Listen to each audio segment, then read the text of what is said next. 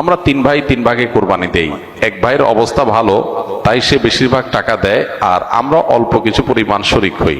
তাহলে কি আমাদের কোরবানি আদায় হবে কিনা? এটা একটা গুরুত্বপূর্ণ প্রশ্ন। কোরবানি দেওয়ার ক্ষেত্রে বিশেষ করে যখন ভাই ব্রাদাররা মিলে কোরবানি দেন, তখন এরকম পরিস্থিতি তৈরি হয়। একটা গরুর দাম ধরেন 70,000 টাকা, তো এক ভাই তার উপার্জন অনেক কম, সেজন্য সে 5,000 টাকা দিচ্ছে, আর বাকি টাকা যেটা আছে সেটা হয়তো বাকি ভাইরা দিচ্ছে। কোরবানি হবে কিনা? উত্তর হলো কারোর কোরবানি হবে না। কোরবানিতে যে কোনো একটা পূর্ণ অংশ নিতে হবে। 7 ভাগের একটা পরিপূর্ণ অংশ, 7 ভাগের 1 ভাগ, 7 ভাগের 2 ভাগ, 3 ভাগ, 4 ভাগ, সর্বনিম্ন 1 ভাগ নিতে হবে। ভগ্নাংশ নেওয়া যাবে না, অর্থাৎ 1 ভাগেরও অর্ধেক নেওয়া যাবে না। 2 ভাই মিলে 1 ভাগ নিছে, হবে না, তখন সেটা গোশত খাওয়া হবে। পশু জবাই হয়ে গেছে সহি পদ্ধতিতে, গোশত খাওয়া হবে, কিন্তু কোরবানি হবে না। কোরবানি বিশুদ্ধ হইতে হলে প্রত্যেককে পূর্ণাঙ্গ একটা ভাগ নিতে হবে। হ্যাঁ, এখন এমন হতে পারে যে এক ভাইকে আল্লাহ আর্থিক সচ্ছলতা দিয়েছেন, বাকিদেরকে দেন নাই, তো কি হবে?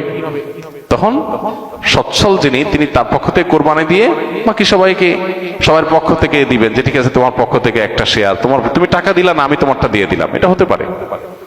অথবা আরেকটা হতে পারে যে ঠিক আছে তুমি অল্প টাকা কামাই করছো, মাত্র 5,000 টাকা আছে, তুমি টাকা না দিলে তোমার কাছে ভালো লাগতেছে না, তুমি টাকা দিলে তোমার কাছে খুশি হবে, তো সেক্ষেত্রে 5,000 টাকা তুমি আমাকে দিয়ে দাও, এটা কোরবানির শেয়ার না। আমি কোরবানিতে এটা লাগাবো সেটা ভিন্ন বিষয়, বাট তুমি শেয়ার হিসাবে দিলে না, এটা হতে পারে।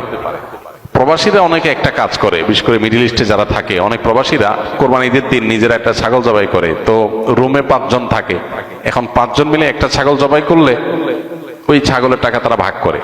এই যে এক ছাগলে কয়জন শরীক হইতে পারবে, কয়জন কোরবানি দিতে পারবে? একজন, ভগ্নাংশ দেওয়া যাবে না। তাহলে একজন কোরবানি দিলে রুমের যে কোনো একজন কোরবানি দিবে, তো বাকি 4 জন তারা কি বসে বসে খাবে? গোশত তো সবাই খাবে, তো এই জন্য তারা 5 জন মিলে ভাগ করে টাকা দেয়। এখানে কারোরই আসলে কোরবানি হবে না, জবাই করা হবে, পশুর গোশত খাওয়া হালাল হবে, কিন্তু কোরবানি হবে না।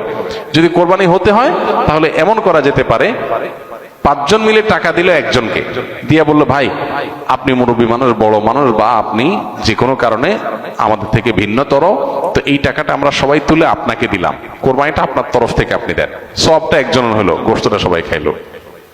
বা এই বছর আপনার তরফ থেকে হলো, পরের বছর আমরা আবার সবাই টাকা পয়সা দিলাম, ভাই আরেকজন হলো, টাকা আপনাকে দিয়ে দিলাম আপনার তরফ থেকেও, কোরবানিটা একজনের হবে। ঠিক একইভাবে গরুতে ভগ্নাংশ, এটার ভাগ এইভাবে আপনার শরীক হওয়া যাবে না, পূর্ণাঙ্গ একটা অংশের শরীক হতে হবে। তারপর